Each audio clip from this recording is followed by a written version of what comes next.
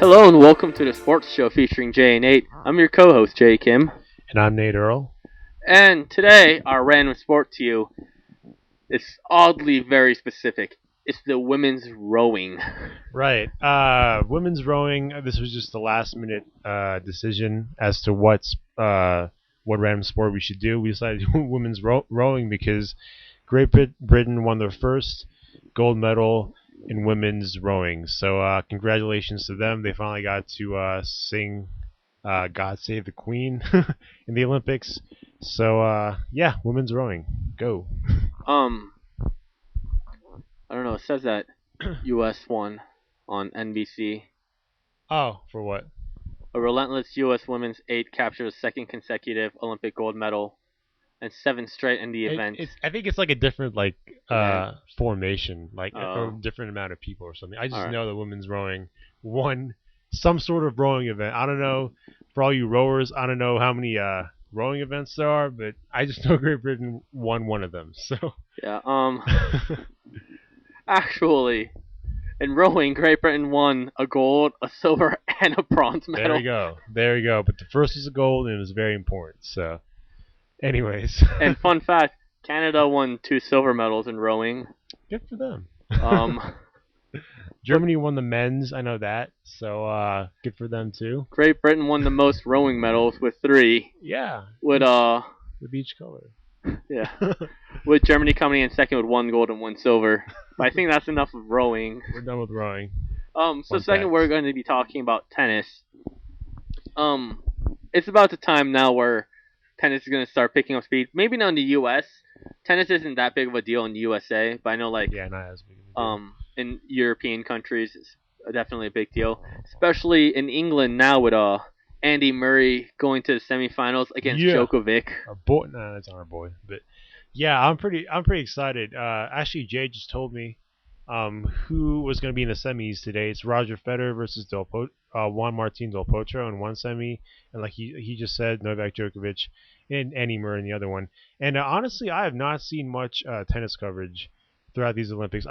I know Federer won his first match, and all of a sudden he's in semis, so I don't know what happened. But one of my friends told me apparently they're showing all the tennis matches on Bravo, so I guess go to Bravo. I don't know if I have that channel or not. You should have it. Actually, it's pretty interesting. In our first Olympic podcast, you may remember us saying that generally the winner of the Olympics, tennis Olympics, is some unknown guy. Right. With what's his name? Nadal. Man, Nadal doesn't play in one tournament. All of a sudden, everyone forgets his name. Right, yeah. Nadal kind of broke that streak for obviously being well known and winning in Beijing. But I know in 2004 and 2000, there were just some random people. I think it was Mario Andrić, maybe in 2004 and 2000. I have no idea. So, yeah, all these guys are obviously big names in the semis. I think Del Potro is top 10, right? Yeah, he's in the top 10. Okay, and Tsonga is ranked 5th. Yep. Obviously Federer number 1, Djokovic number 2. Yep. So right now, in the semifinals, all of them are in the top 5 besides Del Potro. We said Murray is in the semis, right? Yeah. We said Tsonga was 5. Yeah. You just want to let that. Oh, sorry. Us know? I forgot to mention Tsonga did not make it to the semifinals. He lost to Djokovic in the quarterfinals. Right. But I mean, like so far, most of the big name players who were participating are in here. Federer versus Del Potro. I think Del Potro is 6. 6 in the world? Yeah, isn't No, I think it's a little bit further off, like maybe 8 or 9. But yeah, he's in the top 10. He's climbing up. And I think if we were allowed to do predictions, since it's just 2 games. Let's do predictions. Let's go. Sadly, I think it's going to end up being Federer versus Djokovic. Federer's obviously going to win. Del Potro's not going to be a factor, I don't think. Right. I mean, it's on grass, and Federer, it's obviously Federer's best surface, and he's had a lot of success against Del Potro. So I don't think he'll have a problem here. And Djokovic, Murray's gonna play well. I think he's gonna take a set off at least, but I think Djokovic is gonna pull it off. It's gonna be Federer versus Murray, and we'll talk about the finals next podcast. Yeah, I don't know. Murray has a. Did I say Federer versus Murray? Yeah. Federer versus Djokovic. My bad. All right, guys. Murray has a really difficult game. He took that set off Federer, but after just listen to our tennis podcast. once we post that. Someday. um, just to recap, though, I mean, Federer was not doing very well the first set or the second set, really. Murray lost the second set. Federer didn't win it. Um, but really, Federer started picking it up during the third set. Murray's going to have a really hard time playing Djokovic. I think Djokovic might be a little bit more clutch just because he's a Yeah. lot younger than Federer is. And well, I mean, they're both pretty clutch, Federer and Djokovic, and they've obviously won all the big stages. So they're both clutch, but yeah, no, I agree. He might be more right now. But Murray definitely has something to win. I mean, he lost Wimbledon. This could be his big chance at redemption. This is, yeah, this is in London, people. This is where he's from. I mean, how often are you gonna have a chance where Right. you lose Wimbledon, but you have a chance to still win a title in London? And just so you know, the Brits are like this. When Murray loses, he's Scottish. When he wins, he's English. So he wants to definitely be English, um, getting into the final. So hopefully we'll see Murray in the final.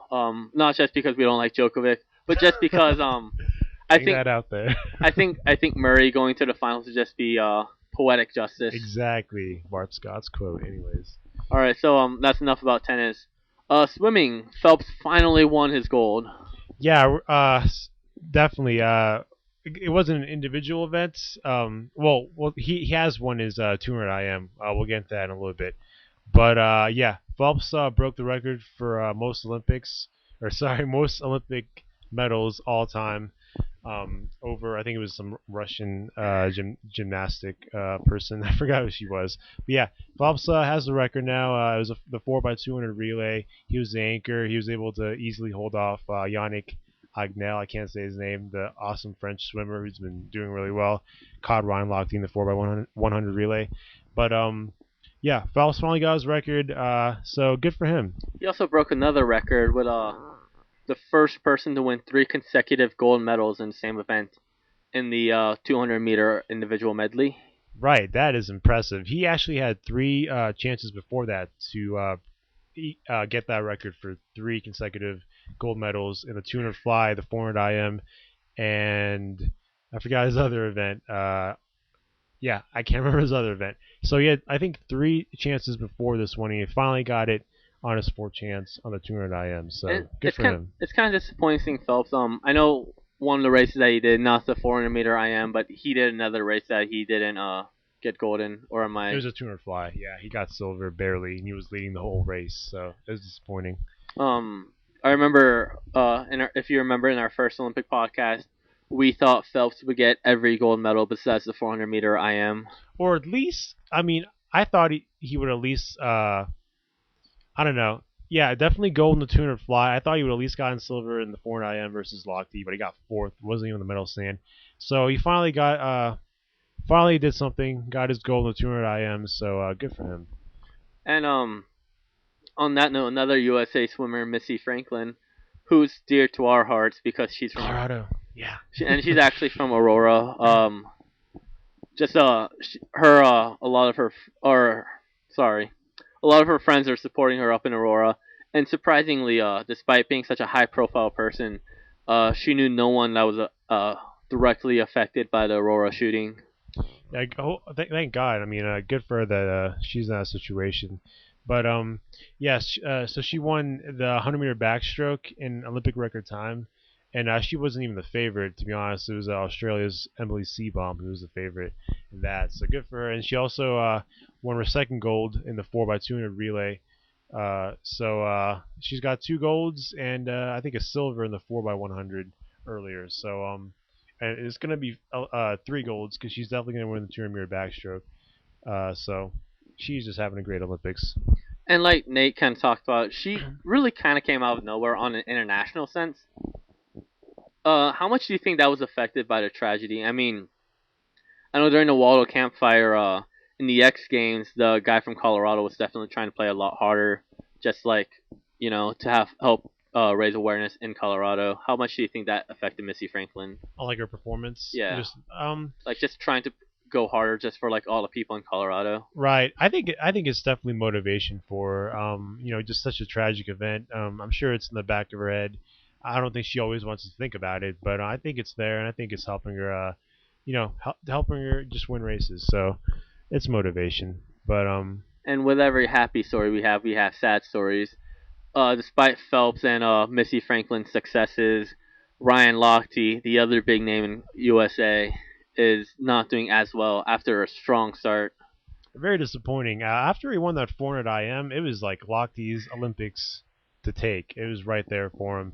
He could have been he could have had Phelps like an Olympics right here. But after awesome 400 IM, second best time ever raced in that event. He faltered in the 4x100 relay where he let the French overtake him. He obviously he's not the fastest sprinter, but come on, Locke, you're supposed to be the best swimmer in the world right now. And And then that was pretty hard to take into because USA was first for most of the race until all the Lochte. race until Lochte, especially the last 50 meters, and then he also had um he also where was the next event? Yeah, 4x200. Sorry, 4x200. He was able to get the goal with Phelps, so good for him there. But Phelps being the anchor. Phelps being the anchor. But another heartbreak today because breaking news. Ryan Lochte didn't win the gold in the 200-meter backstroke. What? One of his best. One of his, I'm sorry, this is news to me too. One of his best events. That is his best event, isn't it? I would say one of the IMs is probably one of his best, Okay. but he's right there. 200 IMs right there is one of his best events. He's an awesome backstroker. He lost to Tyler Clary today, his other American teammate. The one, if you remember, Tyler Clary is the one who was kind of bad-mouthing Phelps, saying Phelps is all talent, but he never, actually tries and works out and stuff. That's Tyler Clary. So he lost out to him. I'm really surprised. You're surprised too, right? I'm really surprised. I don't know. It just, I guess, when heading into this Olympics, we already knew that Phelps was on a decline. I mean, his first in 2009, he did almost no workouts at all. His one of his first races after the Olympics, he lost. Not super terribly, but bad enough that you definitely knew that he wasn't performing as well. 2008, he got a lot of coverage. It seemed like Right. every other sports article was about Phelps. To his workout schedule, right down to his iPod that he was listening to before every event, and just seeing. But we all knew that 2008 was his peak, and we knew coming into this Olympics he wasn't going to play as well. He could have though. He just didn't put the work in. Insane. Um, I mean, and again, it must be kind of hard for Phelps to put in that much work. He's Yeah. already accomplished His fourth Olympics, so. and he already accomplished probably one of the hardest things to do in the Olympics. I mean, he doesn't have much improvement to go on. He could just stay on top. There's not really motivation pushing him forward. Right, and like Phelps has acknowledged, this Olympics is just cherries on top of his Sunday. So I don't think he should view it that way. I think he should be building like another Sunday, whatever.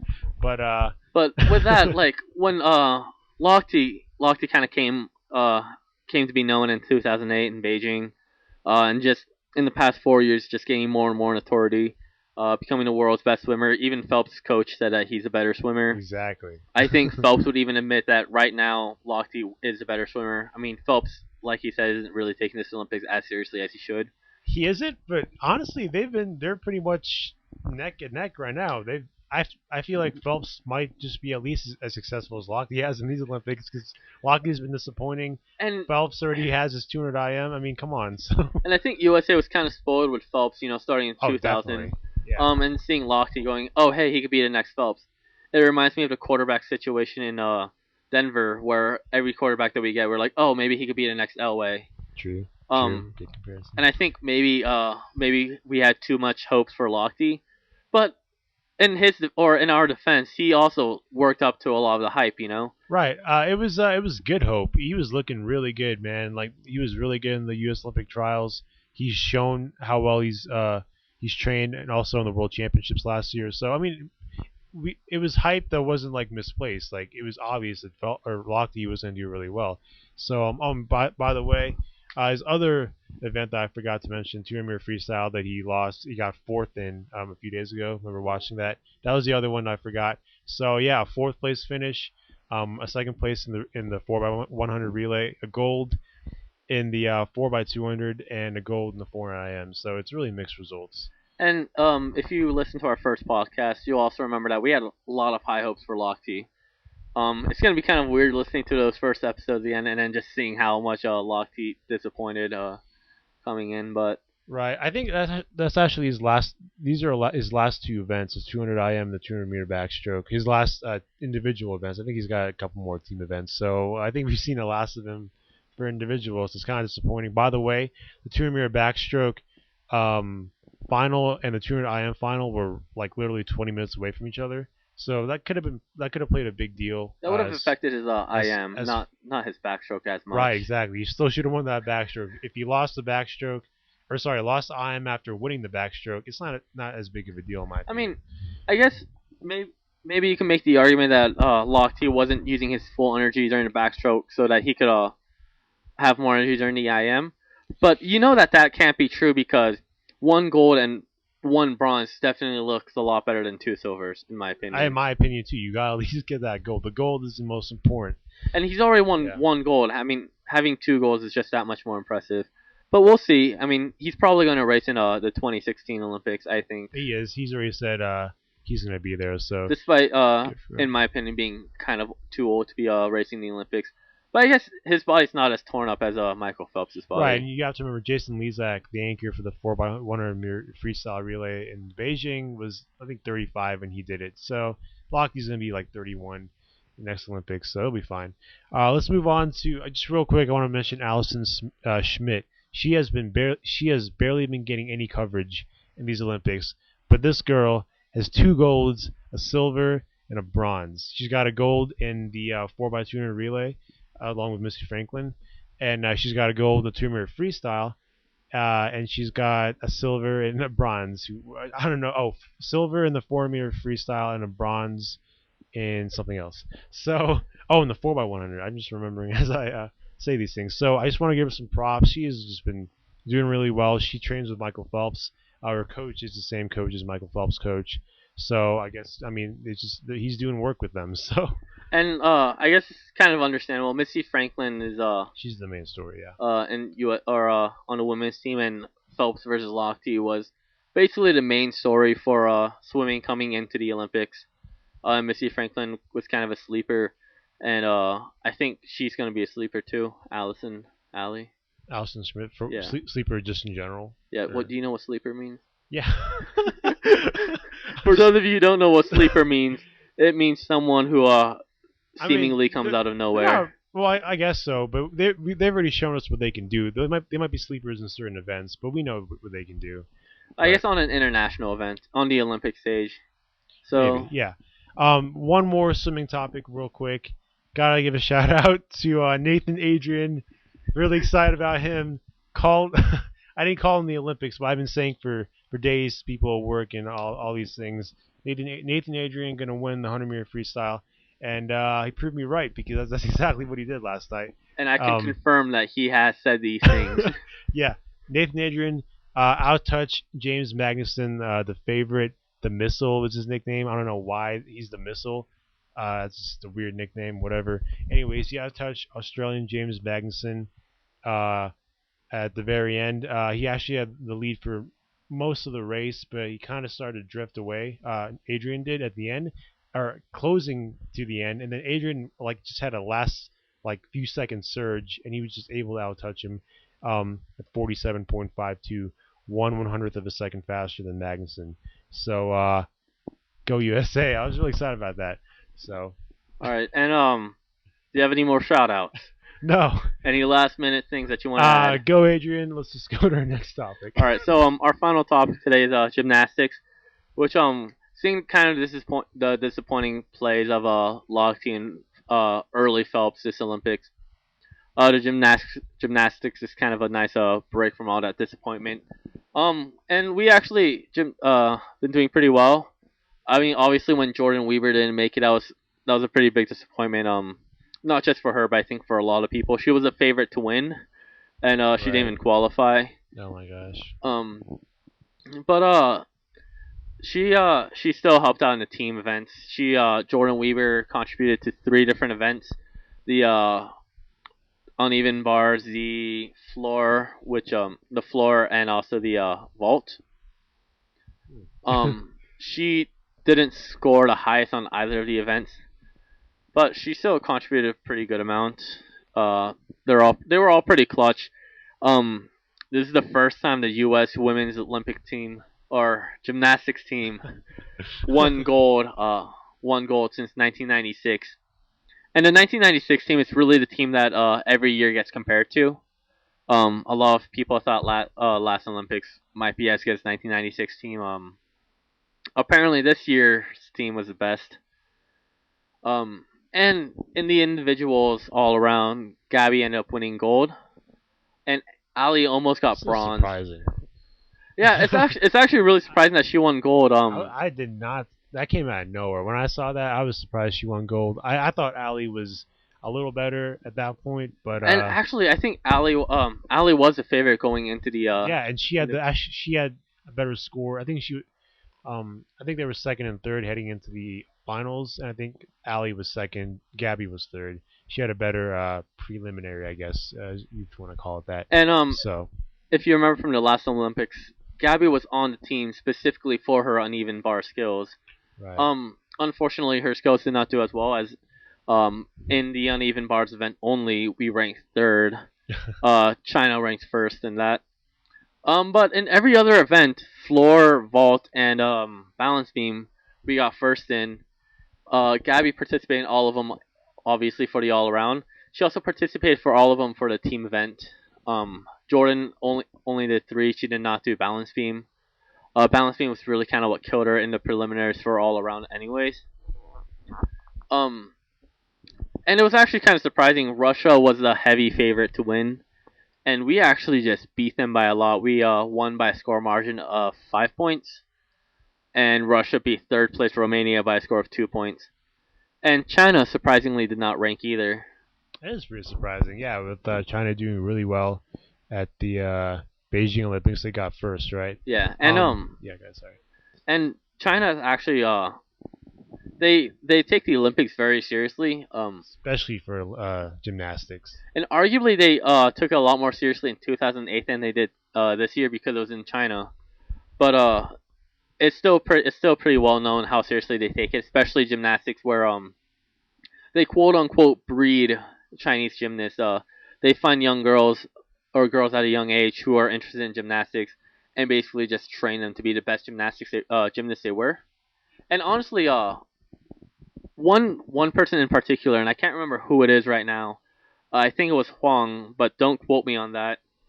She was just coming off a leg injury, and actually during the balance beam preliminaries for the all around, she fell off the balance beam once, and the other time she missed her landing every time she tried doing a front flip, just because she did not have the strength in her leg. And I guess it's kind of surprising. Surprising that she competed. Right. With Jay, along with Jay saying that the Chinese really train or breed their gymnastic their gymnasts. Sorry. I've also heard that I mean their coaches will like stand on their legs or their knees or stuff just to stretch them out to make them really flexible and stuff. And these are like 5, 6, 7-year-old girls just trying to stretch them out so they can be flexible and do the moves that gymnasts need to do. So they take it really seriously there. That's kind of messed up in that sense. But yeah, the Russians apparently have been dominating this event. Had been dominating this event from like the 50s to like the early 90s, like straight. So with And us winning our first gold overall team gold in '96 was a huge deal, and this is only like Jay was saying this is only our second gold medal all around team gold medal. So good for us. Good for us. and last event I did Because mention. real quick, because we've had a lot of great individual Yeah, gymnasts, but just the whole team hasn't always come around. So everyone's calling this team, the Fab Five or whatever. So and I guess what I said last week about this team not being as clutch as last Olympics team was wrong. very wrong. I guess Sean Johnson and Nastia Lukin kind of Sort of dictating. blurred my vision, Right. as opposed to this entire like nobody on this team, in my opinion, is as good as Sean Johnson, and maybe not as good as Nastia Lukin, although that can be debated. But as a whole, they were all very clutch.